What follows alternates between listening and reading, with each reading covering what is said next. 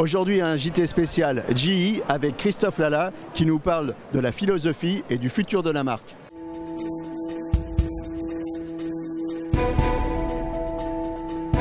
RSNA 2018, je suis avec Christophe Lala, on est sur le stand GE, stand gigantesque. Hein.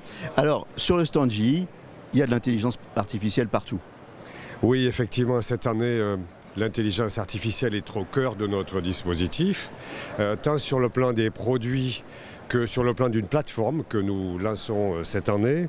C'est préparer le futur, c'est se préparer à une nouvelle ère qui va probablement transformer le système de santé et la prise en charge des patients. Alors cette plateforme, c'est quelque chose de complètement original parce que c'est une plateforme qui est ouverte. Oui, tout à fait. L'originalité, alors évidemment, ça se rapproche un petit peu de l'App Store d'Apple. C'est le principe. Ici, vous allez voir des produits qui sont l'équivalent de ces smartphones. Et puis la plateforme, elle est ouverte évidemment aux applications de General Electric que nous développons, qui sont très nombreux aujourd'hui et très connus. Mais aussi, elle est ouverte aux startups, à d'autres fabricants. Et surtout, on a la possibilité, dans un site académique, comme client, de construire soi-même sa propre application. Donc je pense que c'est assez innovant. La plateforme, on y est, on est arrivé. Oui, Edison, c'est une plateforme dans laquelle nous développons nos outils d'intelligence artificielle et dans laquelle nous hébergeons des startups partenaires.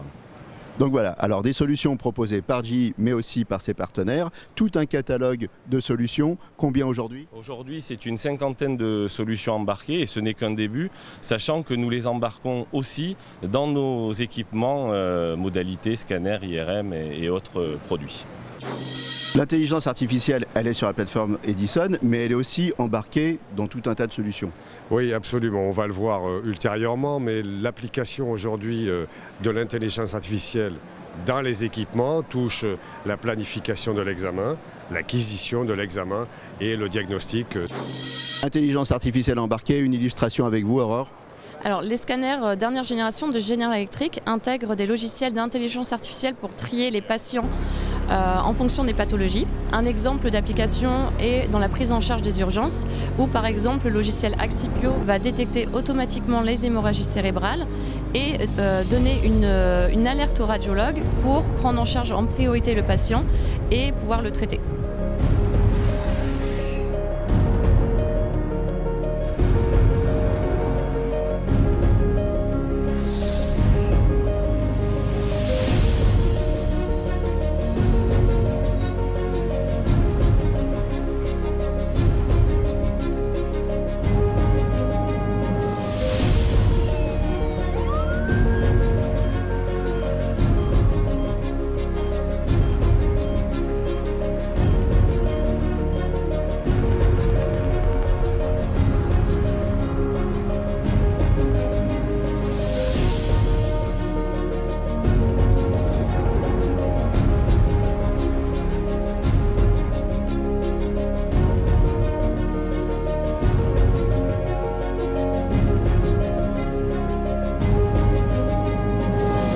Illustration de l'intelligence artificielle, cette machine, alors qu'est-ce qu'elle apporte l'intelligence artificielle par exemple sur ce type de machine?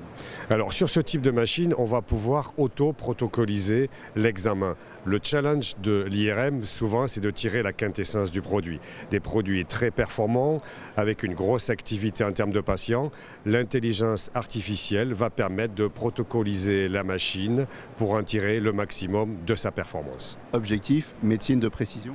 Exactement, objectif, médecine de précision pour tous, excellence clinique. Intelligence artificielle, médecine de précision, une illustration tout de suite avec vous Marion.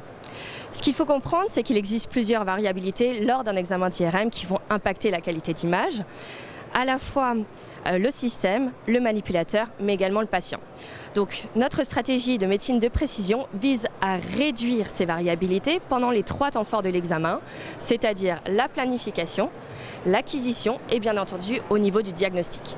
Donc on développe des solutions d'intelligence artificielle et centrées autour du patient, comme cette nouvelle technologie d'antenne R qui va s'adapter au mieux à la morphologie du patient. Lors de l'acquisition, l'intelligence artificielle va nous permettre de réduire les temps d'acquisition et de réduire la variabilité interpatient. Et enfin, bien entendu, pour le radiologue, l'intelligence artificielle va nous permettre, lors du post-traitement, de segmenter automatiquement les lésions, comme vous le voyez ici par exemple lors d'un examen onco de foie. L'intelligence artificielle aussi au service des radiologues, la gestion des flux, le gain de temps. Oui, précisément. Ici, on est sur un tableau d'or. Un des grands challenges des systèmes de santé, c'est plus de procédures, avec aujourd'hui des contraintes à la fois financières et humaines. Donc ici, la proposition, c'est de quelle manière on va améliorer la gestion des flux, de quelle manière on va auto-protocoliser, aider à atteindre une performance basée sur de l'analyse de données qui viennent de nos équipements, du système d'information. On produit des tableaux de bord et on conduit l'ensemble d'une équipe vers une meilleure performance. C'est de cette manière-là qu'on pourra mieux appréhender les flux et avoir des équipes qui travaillent dans de bonnes conditions. Et tout ça, bien entendu, sans alourdir la charge de travail du radiologue. Tout ça, ça se fait automatiquement. Oui, précisément. Tout ça se fait évidemment avec des systèmes qui capturent les données, à la fois, je l'ai dit, du RIS et puis de nos équipements. Et ça permet vraiment d'avoir une fluidité. Aujourd'hui, c'est une photographie. On a les données qui arrivent, on produit un tableau de bord, on agrégera ces données dans le temps et on deviendra prédictif. Le futur pour GE, on y est déjà. Oui, le futur, on y est déjà. La thérapie guidée par l'image, c'est la position de l'imagerie dans un geste thérapeutique. On le voit ici, derrière moi, c'est la fusion des images, la fusion des données, l'agrégation des données pour avoir un geste qui soit précis. On a aussi de l'autre côté le diagnostic, on l'a vu avec le scanner et l'IRM, là c'est l'aide à la prise de décision. De la même manière, on voit que c'est la sécurité pour le patient avec des professionnels de santé qui travaillent dans de meilleures conditions. Une illustration concrète de la fusion. Oui, ici vous voyez derrière moi un appareil d'échographie, donc la principale particularité c'est d'avoir un très bon rapport contraste à bruit et on vient additionner cette image dans le système de rayons X qui lui amène avec l'injection du produit de contraste un très fort contraste sur les vaisseaux. Donc et là on est en interventionnel. Hein. Exactement, donc on additionne, la photo de gauche c'est les vaisseaux, la photo à droite c'est l'image échographie et ça permet, comme je l'ai dit précédemment, de sécuriser le geste du praticien. Christophe Lala, on arrive au terme de ce GE Tour. Alors si on avait quelque chose à retenir de la présence de GE au RSNA 2018 ? Alors je retiendrai que finalement cette médecine de précision va être rendue possible par cette introduction de cette plateforme Edison qui est pour nous un élément important. On s'appuie sur nos applications bien sûr, mais aussi on ouvre cette plateforme à l'écosystème extérieur qui est très dynamique. Et puis le deuxième point, c'est de quelle manière on peut remettre l'imagerie, de quelle manière on peut repositionner le radiologue au centre du parcours de santé, au centre de l'équipe de soins.